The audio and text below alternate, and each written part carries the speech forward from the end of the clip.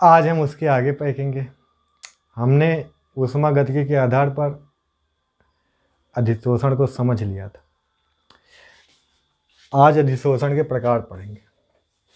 उसके पहले अधिशोषण दो तरह से और व्यक्त किया जाता है, एक धनात्मक एक ऋणात्मक। धनात्मक कब होगा?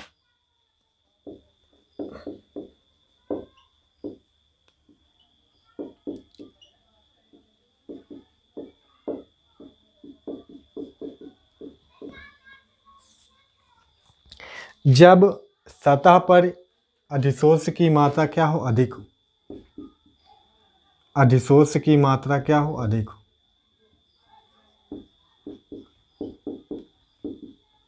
मात्रा कह लो या सांद्रता कह लो, अधिक हो। किस पर? सतह पर।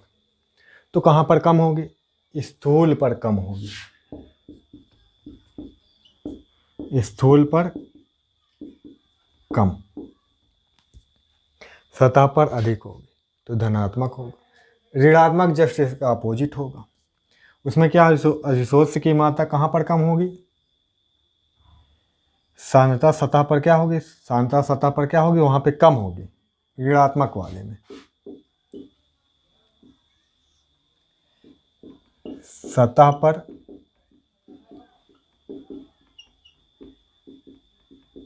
अधिशोष की सांद्रता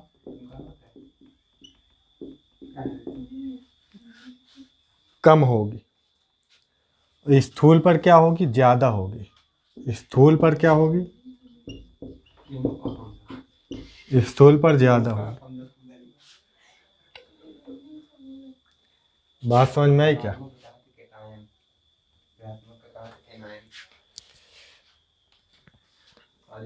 तो पॉजिटिव एडजस्टमेंट कब होगा? जब अधिशोष की सांद्रता कहाँ पर? सतह पर ज्यादा होगी। स्थूल पर क्या होगी? स्थूल मतलब अंदर, बल्क बोल देते। तो अंदर कम होगी, बाहर यानी कि अंदर बहुत कम ही मात्रा जाएगी, सतह पर ज़्यादा से ज़्यादा होगा। तो धनात्मक हो, ऋणात्मक, नेगेटिव। वैसे भी सरफेस फिनोमिना है तो सरफेस पे होना चाहिए। अगर सरफेस ना होकर अंदर हो रहा तो नेगेटिव में चला जाएगा। ठीक, पर होगा, पर कम होगा। सांद्रता क्या होगी? थोड़ी कम होगी। ज़्यादातर विलयनों में ऐसा होता है, जो सॉल्यूशन होते हैं उनमें ये वाला एडजॉर्प्शन होता है, नेगेटिव वाला। अब हम अधिशोषण के प्रकार पढ़ेंगे।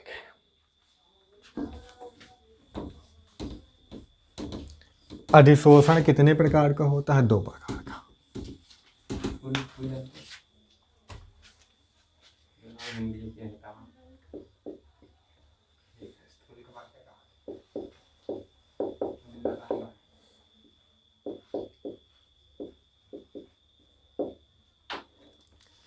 ये दो प्रकार का होता है। कितने टाइप का? दो टाइप का।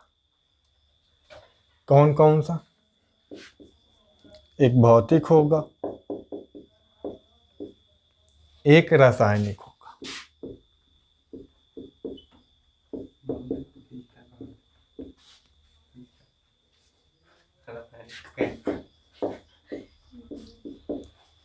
फिजियोजार्सन,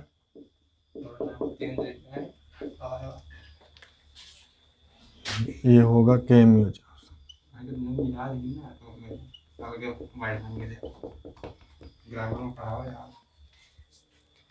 ठीक है,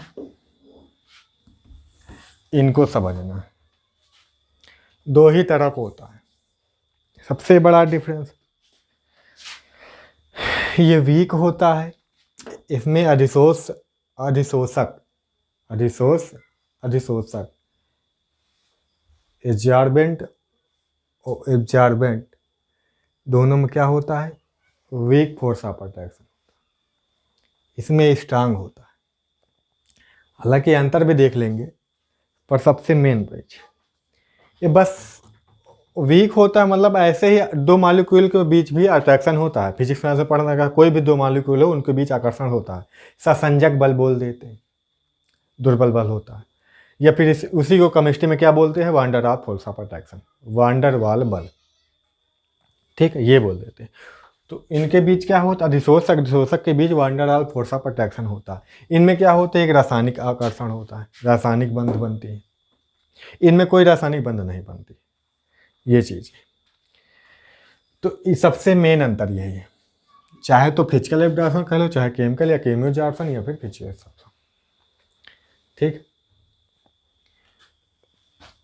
तो अंतर पूछता भी है, काम के भी सारे पॉइंट काम के, तो मैं एक एक बताता हूं तुमको।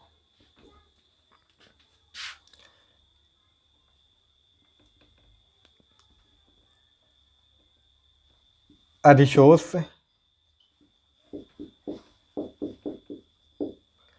और किसके बीच, अधिशोषक के बीच।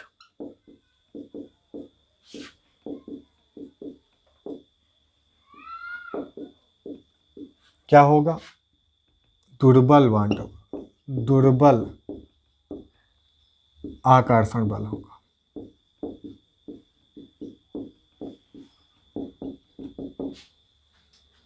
जैसे van der Waals force of attraction. ठीक है, इनमें दोनों में के बीच क्या होगा, मजबूत या प्रबल आकर्षण होगा।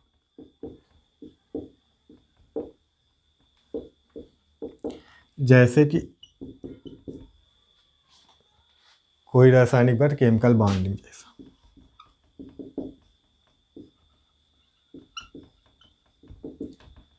रासायनिक बंध होगा एक तरह से, बात समझ में आई। मतलब कि एक रासायनिक क्रिया होगी, ये क्या होगी, एक भौतिक क्रिया होगी। इन दोनों का यहाँ पे अधिशोषक का मिलना एक भौतिक क्रिया होगी, यहाँ पे एक केमिकल प्रोसेस होगी, केमिकल फिनोमेना। बात समझ में आई क्या, ये एक रासायनिक प्रक्रिया होगी।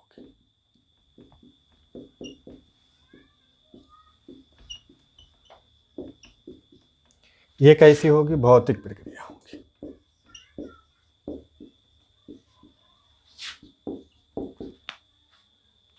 ठीक है, अगला पॉइंट। अब दुर्बल बंध है तो अलग करना आसान है।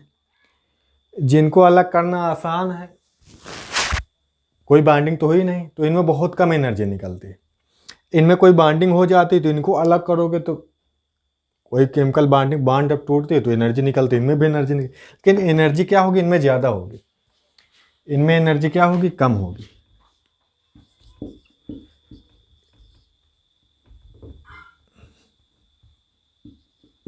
एनर्जी क्या होगी, कम होगी। यहाँ पे क्या होगी, ज़्यादा ऊर्जा मुक्त होगी। कब, जब अधिशोष को अधिशोषक से अलग करेंगे तब। बात समझ में। स्ट्रांग वाले को अलग करोगे तो ज़्यादा ऊर्जा लगेगी भी और टूटेगा तो ज़्यादा निकलेगी भी, और यहाँ पे ऊर्जा की ज़्यादा आवश्यकता होती भी नहीं, ऊर्जा निकलती भी ज़्यादा नहीं। बात समझ में आई। ये उत्क्रमणीय होता है, रिवर्सिबल होता है भौतिक वाला, ये उत्क्रमणीय होता है। ये इरिवर्सिबल होता है, अनुत्क्रमणीय होता है।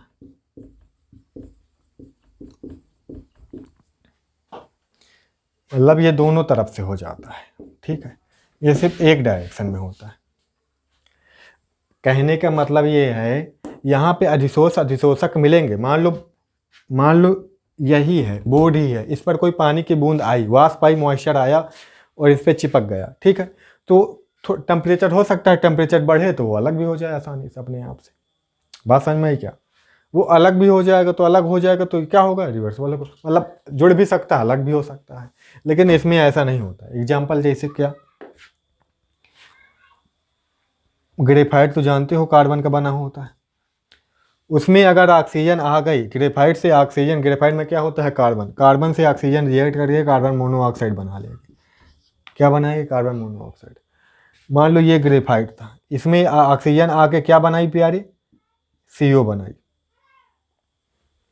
तो CO इसमें चिपक गया, CO अब इसमें चिपका। ऑक्सीजन नहीं, ऑक्सीजन किस रूप में चिपका है, CO के रूप में, क्योंकि इसके कार्बन ने ऑक्सीजन से क्रिया करके CO बना ली। तो अब ऑक्सीजन तो बची ही नहीं, ऑक्सीजन तो है ही नहीं है, तो ऑक्सीजन के रूप में अलग कहाँ से होगी? ऑक्सीजन तो तुरंत आते ही रिएक्ट कर लेती है। तो अब अलग करना चाहते तो कौन अलग होगा? ऑक्सीजन थोड़ी ना अलग होगी। CO अलग होगा ग्रेफाइट से, ग्रेफाइट और CO अलग हो जाएंगे। तो आई तो थी अधिशोष, अधिशोष के रूप में कौन आई है? ऑक्सीजन आई है। कौन आई है? ऑक्सीजन आई। पर अलग कौन हो रही है? CO अलग हो रही है। तो ऑक्सीजन कहाँ अलग होगी? इसीलिए बोलते हैं क्या है? अनुत्क्रमणीय। ठीक, ये क्या है? अनुत्क्रमणीय प्रोसेस। उसमें ऐसा नहीं, उत्क्रमणीय प्रोसेस।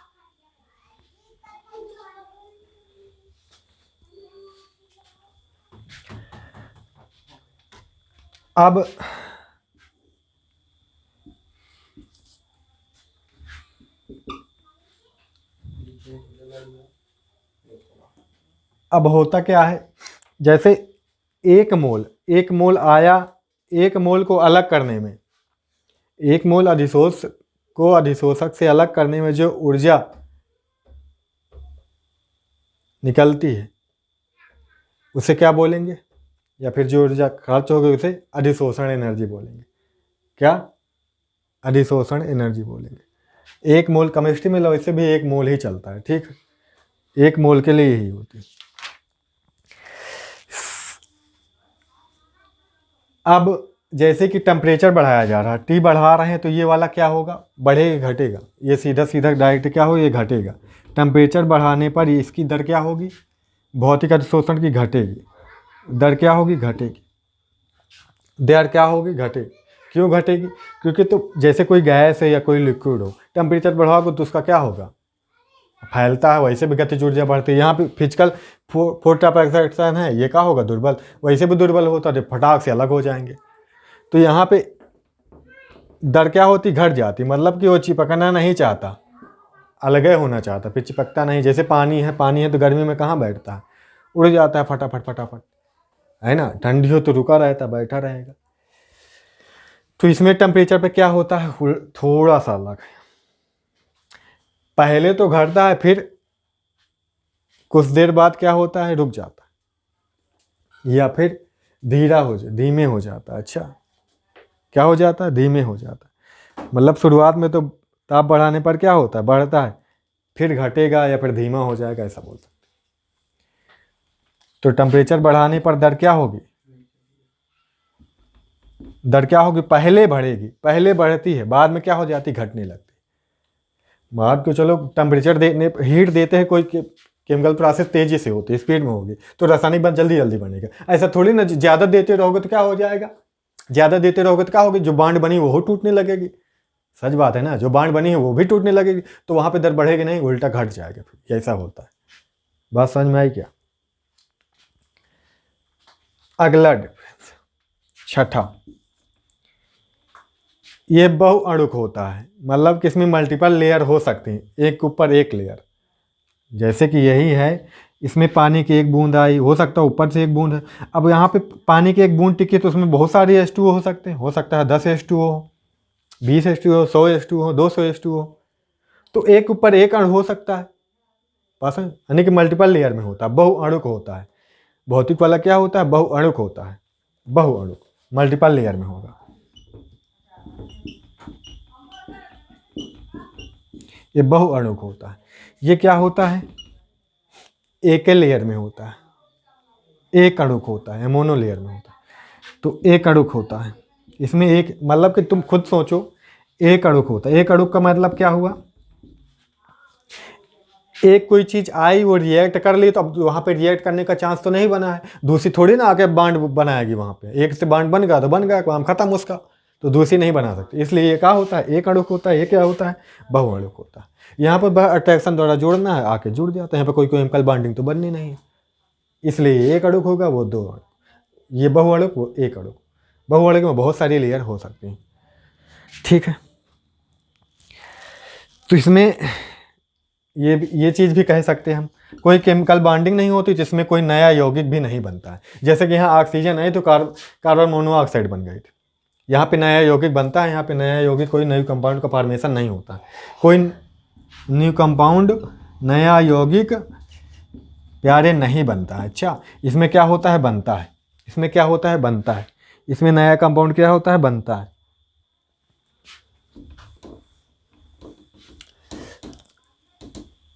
अगर सारी चीज़ें समान रख के तो चीज़ें हम खुद से भी सोच सकते हैं। और वैज्ञानिक करते कहाँ हैं? सोचते हैं तो सोच सोच के लिख देते, सबको देखते ही थोड़ी ना है। काफ़ी चीज़ें क्या होती है? हाइपोथेटिकल होती है, सोची गई कल्पनाएं होती हैं उनकी। पर ऐसा सोचो जो वैज्ञानिक फैक्टों को पर खरा उतरे, उन फैक्ट को फुलफिल कर पाए। ठीक है, ऐसा नहीं कुछ भी सोच जाओ बिना लॉजिक का, बिना तरीका। कहने का मतलब ये, तो वैज्ञानिक ज़्यादातर सोच खुद से ही ऐसे सोचते हैं। सारी चीज़ें एक्सपेरिमेंट से ही नहीं निकलती, सोच सोच के बहुत चीज़ें निकलती। तो इसमें नए कंपाउंड क्या होगा? फॉर्मेशन होगा। इसमें नए कंपाउंड का निर्माण नहीं होता। ये कौन सा नंबर था? 7वां था कि 8वां था? पता नहीं, ये 5वां, ये 6ठा, 7वां था। अगला, जब इनमें दोनों अलग होते हैं ना, अधिशोषक शोषक भौतिक वाले में, तो इसमें जो एनर्जी रिलीज होती है वो लगभग शून्य के बराबर होती है। लगभग क्या होती है? शून्य के बराबर होती है, बहुत कम होती है। ठीक, या बहुत कम होती है। या फिर 1 मोल में लगभग कह देते हैं, अगर 1 मोल अधिशोषण की एंथैल्पी 1 मोल में बहुत कम होती है, 20 के आसपास शायद 1 मोल में। और यहाँ पे एक चीज़ और दे रखी है, एंथैल्पी कम होती है। इनकी एंथैल्पी क्या होती है? एंथैल्पी का मान कितना होता है? इसमें एंथैल्पी का मान जो होता है 40 किलो जूल पर मोल होता है। 40 किलो जूल पर मोल होता है। किलो जूल क्या होता है? पर मोल होता है। इसमें कितना होता है एंथैल्पी का मान? एंथैल्पी का मान इसमें 240 किलो जूल पर मोल होता है। 240 किलो जूल पर मोल होता है। ठीक, मतलब 1 मोल में ऐसा होगा तो उतनी एनर्जी, इसमें 1 मोल में ऐसा एंथैल्पी होगी तो इतनी एनर्जी। क्लियर है? अगला, यह कोई विशिष्ट नहीं होता है। ये क्या हो? विशिष्ट नहीं होता, स्पेसिफिक नहीं होता, विशिष्ट कोई नहीं होता, स्पेसिफिक ये नहीं होता, लेकिन ये विशिष्ट होता है। रासायनिक वाला क्या होता है? ये विशिष्ट होता है। विशिष्ट मतलब क्या है? स्पेशल हो किसी के लिए, वही तो विशिष्ट। अब पानी कोई एक चीज़ से थोड़े ना, यहाँ पे केमिकल बॉन्डिंग हर एक चीज़ से के साथ थोड़ी ना हो जाती है। या फिर मतलब कहने का मतलब है सब कुछ में नहीं हो जाएगा। जैसे चारकोल में कोई चीज़ अधिशोषित होगी, हर चीज़ थोड़ी ना हो जाएगी चारकोल में शोषित। बात समझ पा रहे हो ना? हो सकता है फिजिकल वाले में कोई किसी के साथ ये अधिशोषित हो जाता है, लेकिन इसमें ऐसा नहीं होता है।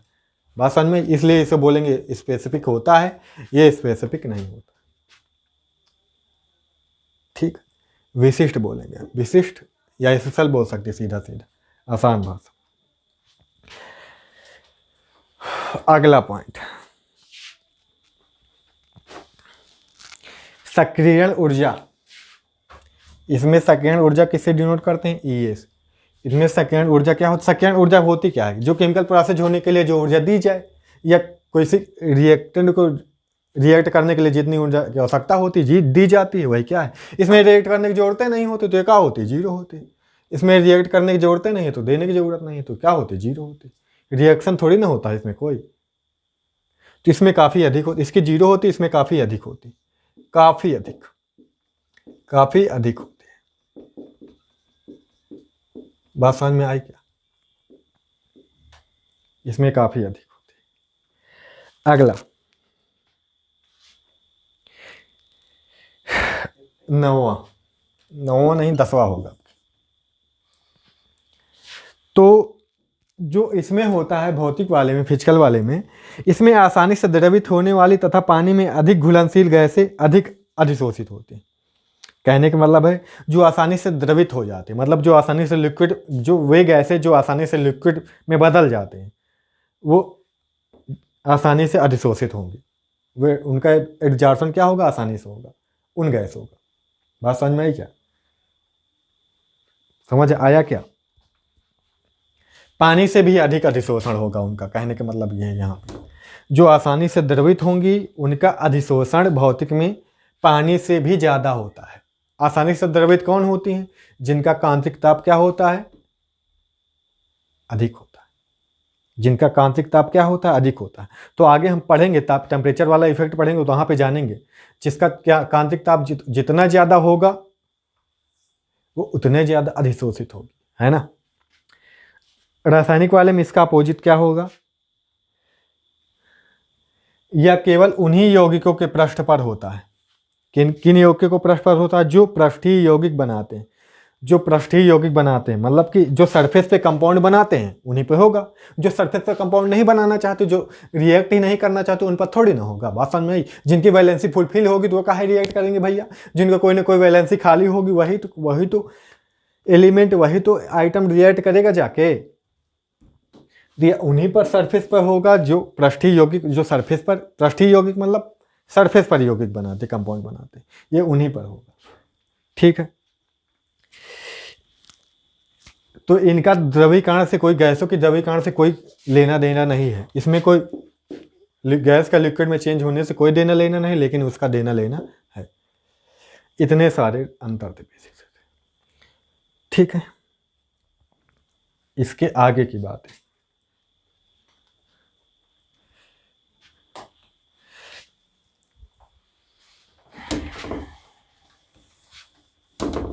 इनके कैरेक्टर भी होते हैं बहुत सारे। वैसे भी ये सब लक्षण समझो या फिर प्रॉपर्टी समझो, कुछ भी समझो, ये सब उसी में सब हो गए। अच्छा,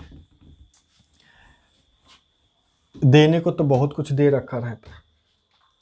अब जैसे भौतिक के मैं बोलूँ थोड़ा सा बेसिक से, भौतिक अवशोषण के लक्षण क्या होते हैं। विशिष्टता की कमी। इसमें कोई विशिष्टता की क्या होती है, अभी जैसे मैंने बताया कि ये कोई विशिष्ट प्रोसेस नहीं होती। इसमें कोई विशिष्टता की क्या होती है, किसी स्पेशल के लिए नहीं होती। बात समझ में आई। विशिष्टता की इसमें क्या है, कमी। मतलब ये किसी विशिष्ट के लिए नहीं है, सभी का हो जाता है। तो कोई अधिशोषण किसी निश्चित गैस के लिए कोई प्राथमिकता नहीं दर्शाता है। ठीक है, कि इतने ऐसा होगा तो ऐसे ही रहेंगे, ऐसा होगा तो ऐसे रहेंगे, ऐसा कुछ इसमें नहीं। इसका कारण क्या है, van der Waals force of attraction.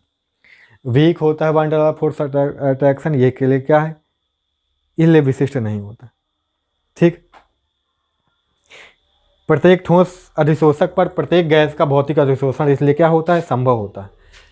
कोई भी अधिशोषक जो ठोस है, सॉलिड है, उस पर कोई भी गैस आके चिपक जाती है। ठीक, किसी के लिए विशिष्ट नहीं है।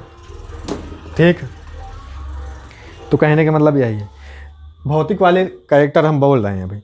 अधिशोष की प्रकृति, अधिशोष की प्रकृति पर भी डिपेंड करता है। अधिशोष जो आके चिपकता है उसी को बोलते हैं अधिशोष। जिस पर चिपकता है वो क्या है, अधिशोषक। अधिशोषण मतलब चिपकना ही तो है। चिपकना मतलब सरफेस से टच होना, उसकी सरफेस से टच होना, यही तो है चिपकना। नेचर पर भी डिपेंड करेगा। कुछ गैसें होती है ज़्यादा अधिशोषित होती हैं, कुछ गैसें होती हैं कम अधिशोषित होती हैं। जैसे SO2 का अधिशोषक क्या होता है, अधिक होता है मीथेन की अपेक्षा। मीथेन का अधिशोषण क्या होता है, कम होता है। इसका कम होता है। SO2 का क्या होता है, ज़्यादा होता है। ये इनके नेचर पर डिपेंड है, उनका नेचर वैसा होता है। बात समझ में आई। तो इसके नेचर पे डिपेंड करेगा। मीथेन कांतिक ताप के, जैसे कि मीथेन कांतिक ताप क्या होता है, 190 केल्विन होता है। इसका कांतिक ताप क्या होता है, 190 केल्विन। इसका 600 प्लस होता है, 600 प्लस केल्विन होता है। बात समझ में आई। तो जिसका जितना ज़्यादा कांतिक ताप उतने ज़्यादा अधिशोषित होगी। ये चीज़ भी याद रखना। अगर टेम्परेचर आप देखो, पूछ ले तुमसे 4 के कांतिक ताप दे रहे, पूछ ले तुमसे कि अधिशोषण के असेंडिंग डिसेंडिंग किसमें भी सजाने के लिए बोल दे तुमसे, है ना। एब्जॉर्प्शन के असेंडिंग क्रम में सजाओ, डिसेंडिंग क्रम में सजाओ, तो तुम सजा ले जाने पे। ठीक है, तो कांतिक ताप जिसका जितना ज़्यादा वो उतने ज़्यादा क्या होगा, अधिशोषित होगा। ये चीज़ याद रखना। अब जैसे एक एक्टिवेटेड चारकोल ले लेते हैं। क्या ले लेते हैं, चारकोल का एग्जाम्पल। चारकोल क्या होता है, कार्बन ही होता है। चारकोल ले लेते हैं। अगर निष्क्रिय है, एक्टिवेटेड नहीं है, एक्टिवेटेड चारकोल नहीं है, सक्रिय नहीं है, तो जैसे एक सक्रिय चारकोल है, एक ऐसे साधारण सा निष्क्रिय बोलेंगे, निष्क्रिय चारकोल। एक सक्रिय चारकोल, एक्टिवेटेड है, एक नॉन एक्टिवेटेड। एक्टिवेटेड चारकोल, सक्रिय चारकोल। तो प्यारे सक्रिय चारकोल क्या होता है, ज्यादा इस पर क्या, ये इस पर अधिशोषण ज्यादा होगा, ये अधिशोषण, इस पर अधिशोषण क्या होगा, ज्यादा होगा, इस पर अधिशोषण क्या होगा, कम होगा। सक्रिय वाला का बनता है, बर्न कर दो, इसी को बर्न कर दो, चारकोल ले आओ, बर्न कर दो, वो क्या होगा, सक्रिय हो जाएगा। और कुछ। तो सक्रिय वाले पर अधिशोषण ज़्यादा होता है, इस पर कम होता है, तो इसका थोड़ा सा नेचर बदला होगा, है ना। बात समझ में आई। अब जैसे कोई चीज़ स्मूथ होगी, कोई चीज़, क्योंकि उसकी जो अधिशोषक होगा उसके सरफेस पर भी डिपेंड करेगी चीज़। अगर कोई चीज़ स्मूथ है, मान लो कोई चीज़ है, मान लो ये बोर्ड ही है, इस पर कोई केमिकल बाइंडिंग तो होगी नहीं, तो केमिकल बाइंडिंग ने ये क्या होगा, ये स्मूथ है, एकदम चिकना है, बढ़िया, ठीक है। ऐसा बोर्ड होता, एक खुदरा होता, क्या होता, रफ टाइप का होता, स्मूथ ना होता। खुदरा होता तो वहां पर सरफेस ज्यादा मिल जाता है, खुदरे वाले में सरफेस ज्यादा मिल जाता है, उसके सरफेस बढ़ जाता है, और यहाँ पे सरफेस कम होता है। बात समझ में आई। तो जहां पे ज्यादा, जो जिस अधिशोषक के पास सरफेस ज्यादा होगा उस पर अधिशोषण क्या होगा, ज्यादा होगा। जिसके पास सरफेस कम होगा वो कम होगा। यानी क्षेत्रफल बढ़ने पर भी इसकी अधिशोषण, भौतिक अधिशोषण की मात्रा क्या होगी, बढ़ेगी। अब दो तो ये बात तो दोनों में है, भौतिक और रासायनिक दोनों में के लिए। तो सरफेस जितना ज्यादा होगा अधिशोषण उतना ज्यादा होगा, सरफेस जितना कम होगा अधिशोषण उतना कम होगा। मान लो कोई चीज चारकोल सॉलिड होता है, चारकोल मान लो सॉलिड होता है, अच्छा, तो चारकोल सॉलिड होता तो क्या है, उसके पास सरफेस कम है, उसके जो अंदर जो मॉलिक्यूल है अंदर अंदर अंदर घुसे हैं, उस बाहर फ्री नहीं है, वो सरफेस उनका नहीं खुला है, तो इसको हम पीस दें। पाउडर होता, पाउडर फॉर्म में चारकोल होता है, एक सॉलिड फॉर्म में, एक पाउडर फॉर्म में होता तो वहाँ पे एरिया बढ़ जाता, वहाँ पे एरिया क्या होता, बढ़ जाता। इसलिए मेटल जो होते हैं अगर एब्जॉर्प्शन करवाना हो तो क्या होते हैं, उसको पाउडर फॉर्म में लेते हैं। असल में एरिया बढ़ा तो अधिशोषण बढ़ा, एरिया बढ़ा तो अधिशोषण बढ़ा। यानी कि सॉलिड वाला अगर चारकोल होगा और पाउडर वाला होगा तो किसमें अधिशोषण ज्यादा होगा, पाउडर वाले में होगा। क्यों, क्योंकि वहाँ पे सरफेस बढ़ जाएगा ये चीज़। हालांकि ये सब इफेक्ट में भी मिलेंगे, अब यहाँ पे समझ लोगे तो वहाँ पे समझने समझाने की जरूरत ना पड़ेगी तुमको। बात समझ में आई क्या।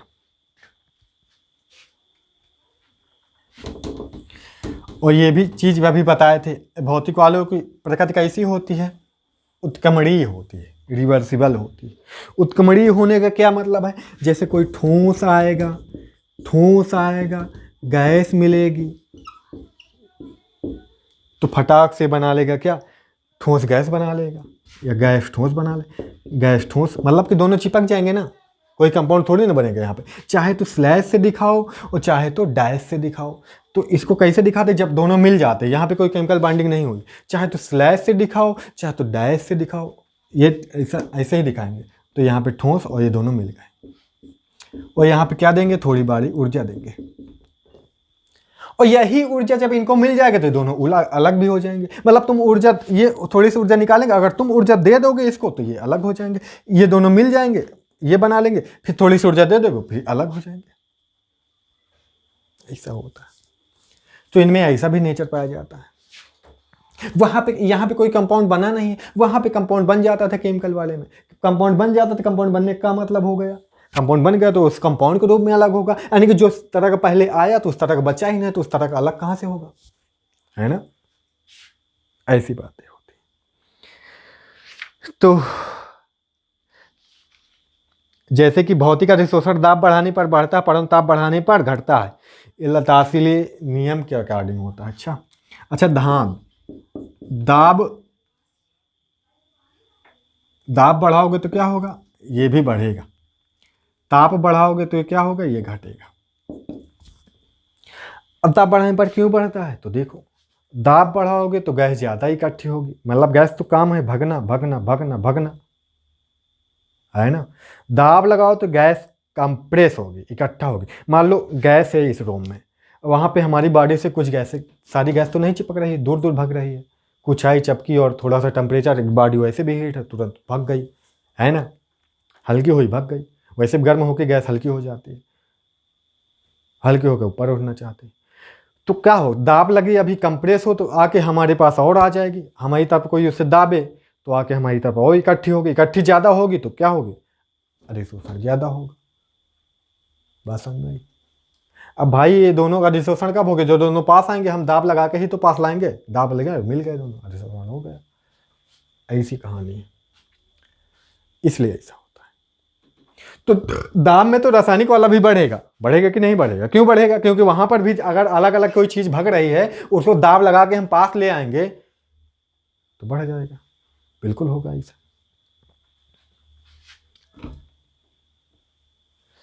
तो ये इसके थे नेचर। पृष्ठ का क्षेत्रफल बता ही दिए हम। अधिशोषण एंथैल्पी क्या होती है? इसके लिए अधिशोषण एंथैल्पी का मान बहुत कम होता है, हमने बताया था 40 किलो जूल पर मोल होता है। ठीक है, ये सारी बातें हो गई। अब रासायनिक अधिशोषण के लक्षण की बात करें तो इसके लिए विशिष्ट प्रकृति होती है, क्योंकि यहाँ पे केमिकल बॉन्डिंग होने की संभावना होती है, पॉसिबिलिटी होती है, यहाँ पर केमिकल बॉन्डिंग होती है, नया कंपाउंड बनता है, इसलिए स्पेशल होती है। ऐसा थोड़ी ना हर चीज़ से रिएक्ट कर लेती है, हर चीज़ से रिएक्ट नहीं होती है, कुछ चीज़ों से ही रिएक्ट होती हैं, इसलिए यहाँ पर क्या होती है, ये स्पेसिफिक होती है ये चीज़। ये अनुत्क्रमणीय होती है, क्या होती है? अनुत्क्रमणीय होती है। क्या होती है प्यारी? अनुत्क्रमणीय होती है। अभी मैंने समझाया अनुत्क्रमणीय क्यों होती है, आपको समझ आया होगा। ठीक है, क्योंकि अधिशोषण क्या हो, ऊष्माक्षेपी प्रक्रिया होती है। उदाहरण के लिए क्या बोले, एक एनसीईआरटी का उदाहरण बनता है, यह हम मानते हुए कि अधिशोषण एक स्वतः प्रक्रिया है, ऊष्मागतिकी द्वारा दिखाइए कि यह एक ऊष्माक्षेपी प्रक्रिया। ऊष्मागतिकी द्वारा कैसे ऊष्माक्षेपी दिखाएंगे, हम कल आपको समझाए थे पिछले वीडियो में।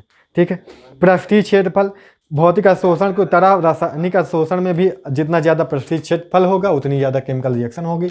भाई थोड़ा सा है तो जो अधिशोष से आएगा वो थोड़ी सी जगह पाएगा तो कम से कम रिएक्ट होगा। ये बढ़ जाए, मान लो ये इतना बड़ा हो जाए तो ज़्यादा से ज़्यादा अधिशोष इसके कांटेक्ट में आ सकता है, ज़्यादा से ज़्यादा केमिकल बॉन्डिंग बना सकता है, तो इसमें भी सरफेस एरिया बढ़ने पर क्या हो जाएगा, बढ़ जाएगी। बात समझ में आई क्या? अधिशोषण की एंथैल्पी क्या, इसमें एंथैल्पी क्या होगी, ज़्यादा होगी। एंथैल्पी क्या होगी प्यारे, ज़्यादा होगी। इसके आगे क्या आ जाते हैं, फैक्टर आ जाते हैं। अगर ये सारी चीज़ें समझ जाएगा तो आधे फैक्टर तो आपके ऐसे ही क्लियर हो गए। अच्छा, फैक्टर में आगे और बाकी चीज़ें हैं तो फैक्टर हम कल देखेंगे। तो फ्रेंजलिक का अधिशोषण आइसोथर्मी देख लेंगे कल, इतना हम कल देख लेंगे।